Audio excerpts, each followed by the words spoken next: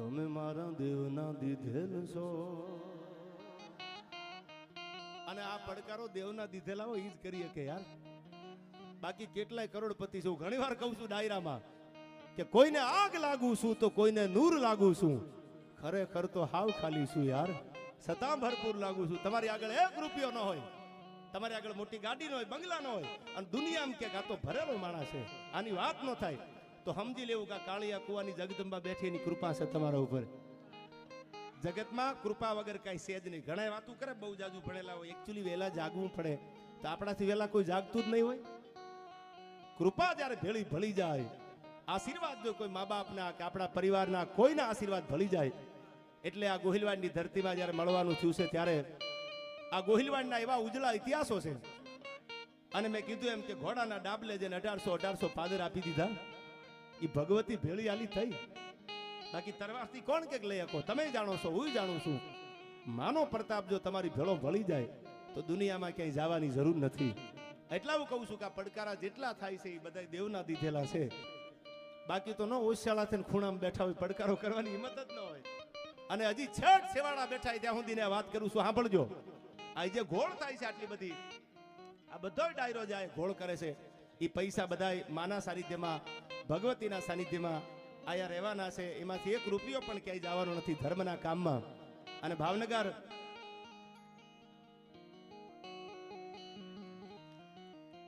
એટલે મારા પરમ સ્નેહી મિત્ર અમારે શિવરાજસિંહ ગોહિલ પણ પધાર્યા છે. અમારે ભાઈ સરવૈયા, મેં કીધું એમ કોના કોના નામ લઉં, બધાય ચહેરા જાણીતા છે.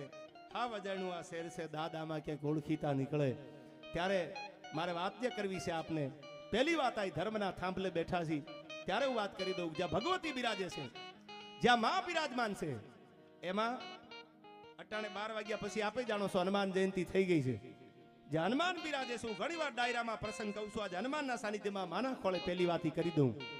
આજ પણ કોક દીક તમે જાઓ રાધનપુરમાં, બનાસકાંઠાની ધરતીમાં, એ મસ્જિદના મેદાનમાં હનુમાનજી મહારાજ બેઠા છે. જ્યાં નમાજ પઢે છે, નબી નામ લેના નહીં ઝૂઠ કહેના, એબ જાજ કે લંગર છૂટ ગયો એક આસે મોહમ્મદ તેરી. જ્યાં મુસલમાનો નમાજ પઢે છે, અહીંયા એક હનુમાનજી બેઠા છે. તો ઇતિહાસ એવું કહે છે, સાંભળજો આયા, કે હનુમાન કેમ બેઠા છે? આ તો મસ્જિદ છે જ્યાં નમાજ પઢવામાં આવે છે, ત્યાં હનુમાનનું મંદિર. હનુમાન શું કામ બેઠા છે આયા? તો આજથી વર્ષો પહેલા એક સાધુડો ભમતો ભમતો ભમતો રાધનપુરમાં ભૂલો પડેલો, ભગવાતારી સાધુ. અને જરા હાડો હાડમાં રામનું નામ લાગી ગયું. ઉઠત હી રામ નામ, બેઠત હી રામ નામ. અને મસ્જિદના મેદાનમાં જે આવ્યા, તો મસ્જિદમાં મેદાનમાં આવીને બેઠા હતા, એમાં નમાજ પઢવા જે આવતા હતા એને કીધું કે તમે હિન્દુના સાધુ છો એટલે અમે તમારી રિસ્પેક્ટ કરીએ છીએ, પણ તમે મેદાનમાંથી નીકળી જાઓ, આ મસ્જિદમાંથી નીકળી જાઓ, મેદાન ખાલી કરી દો. એટલે બાપુએ કીધું કે મેદાન તો નહીં મૂકું. શું કામ?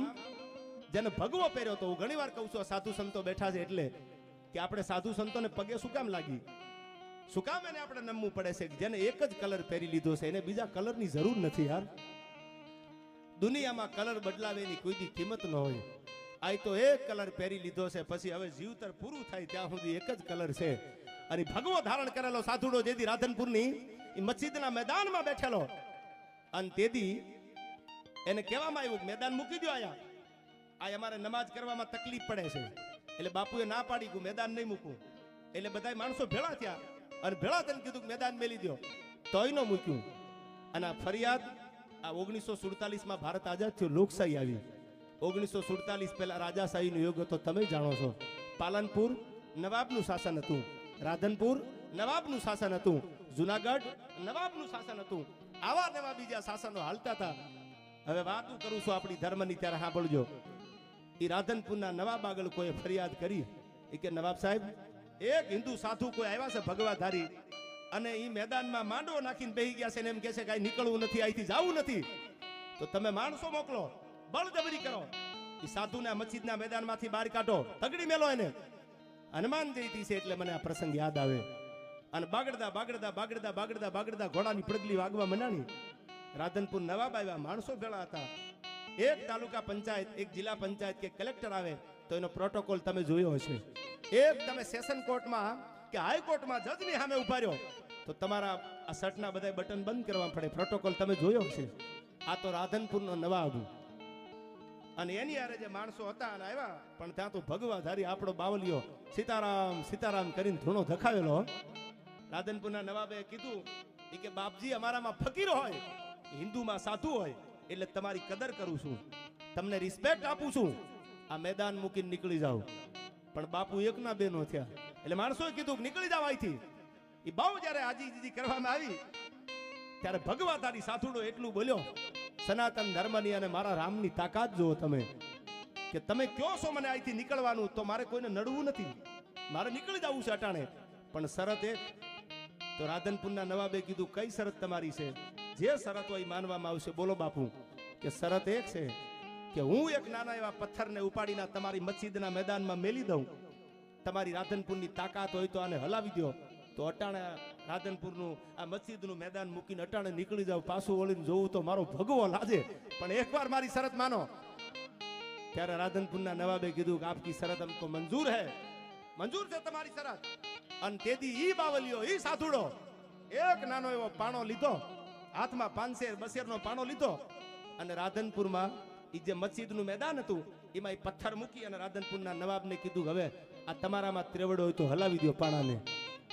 આખી સલ્તનત તૂટી ગઈ, પણ જે બાવલિયાનો સાધુડાનો મૂકેલો પથ્થર હતો એ કોઈનાથી હલ્યો નહીં. રાધનપુર નવાબ ઉતરા ઘોડાના પેગડામાંથી પગ લઈને, પણ આખી સલ્તનત તૂટી ગઈ, પાણો હલ્યો નહીં. તેથી પગમાં પડી રાધનપુરનો નવાબી સાધુડાને ભગવા ધારીને એટલું કહેશે કે બાપુ તમે કયું જાદુ કર્યું કે એક તમારો મૂકેલો 200-500 નો પાણો અમારાથી હલે નહીં, રાધનપુરની તાકાત અજમાવી તોય. અને તેથી થોડા થોડા દાંત કાઢી અને રાધનપુરના નવાબની સામે જેને ભગવો પહેર્યો હતો, જેના રામના નામથી ભગવો રંગાઈ ગયેલો હતો, એને એટલું કીધું હું જાદુગર નથી, મારા હાડો હાડમાં રામ ઉતર્યો છે. ને હવે સાંભળી લો નવાબ, તમે એમ કહો છો કયું જાદુ કર્યું?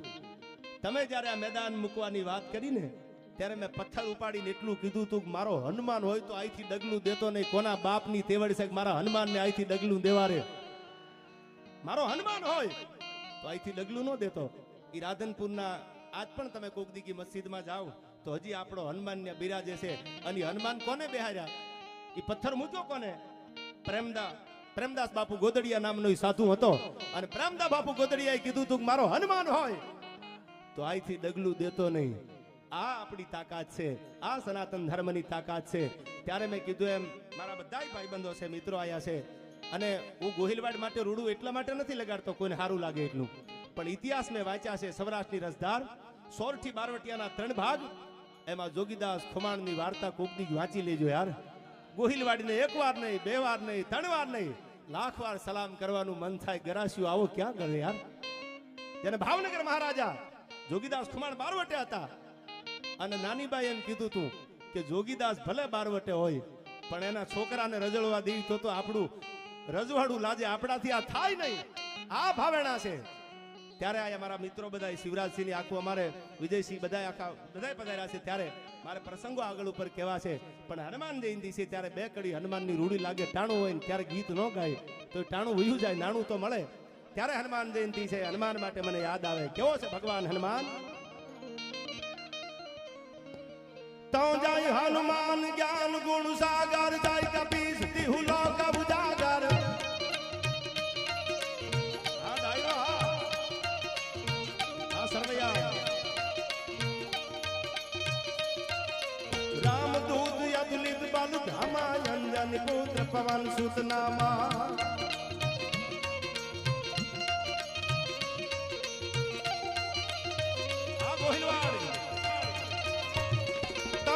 હનુમાન જ્ઞાન ગુણ સાગર, જાય કપીસ તિહુ લોક ઉજાગર.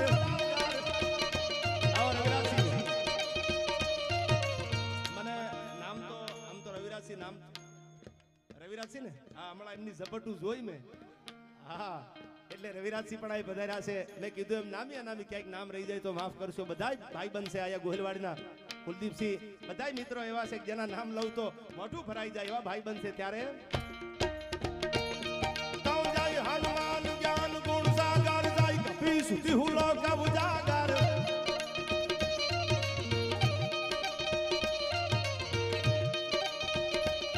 હે રામદૂત અતુલિત બલ ધામા, અંજન પુત્ર પવન સુત નામા.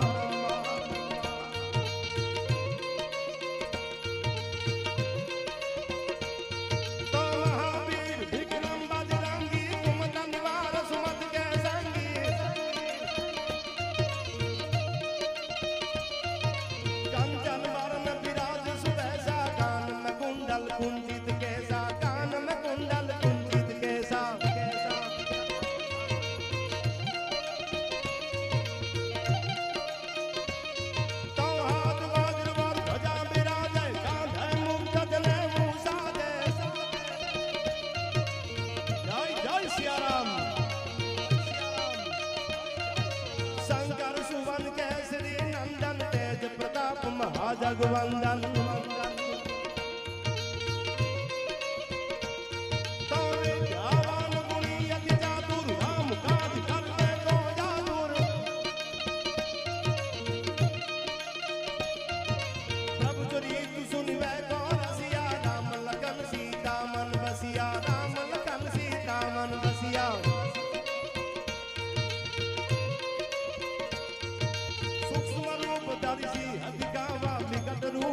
लंक जलावा भीम रूप धरि असुर सहारे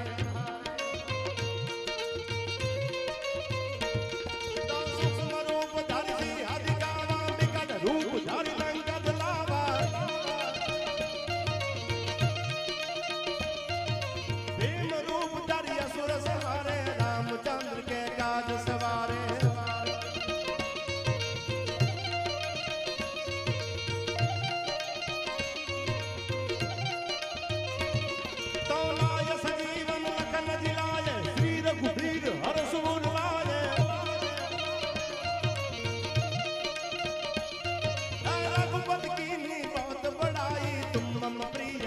संभाई तुम मम प्रिय भरत संभाई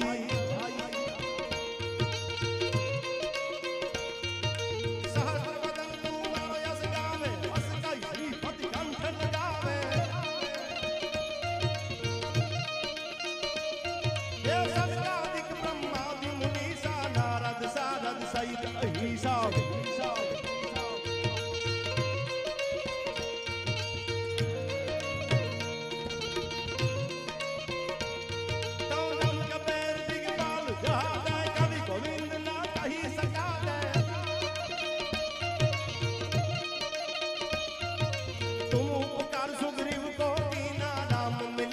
राजपद दीना तो तुम्हारा मंत्र विभीषण माने लंकेश्वर भाई सब जग जाने जुग सहस्त्र जो जन पर भानु मिलियो ताकि मधुर फल जानो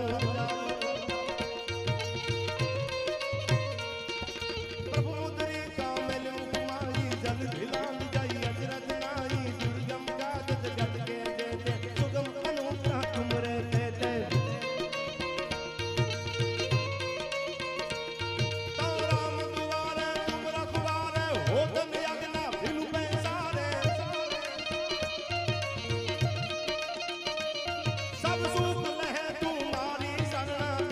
सकता हूँ को डरना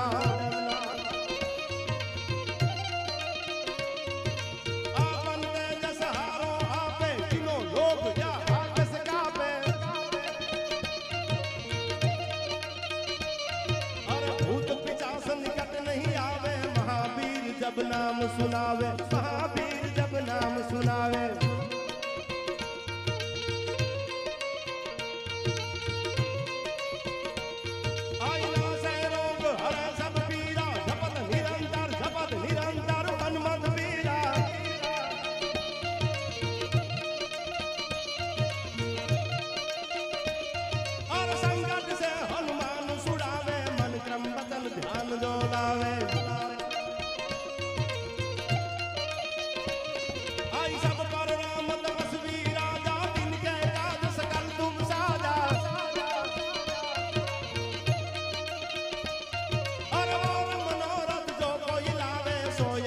जीवन फल पावे